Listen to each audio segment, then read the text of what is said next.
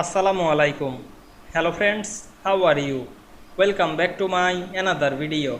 In this video, I am going to show you how to rotate text upwards in Microsoft Excel. Let's get started. At first, you have to open your Excel workbook. Now you want to rotate the text upwards. At first, select any text. Go to the home menu. Select the orientation drop down menu. We can see here many orientation. Now I am go to the format cell alignment option.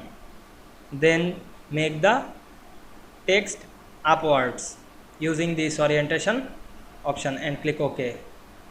Now we can see we rotate text upwards easily. I hope you enjoyed my video. Please like, comment, share and subscribe my channel. Thanks for watching.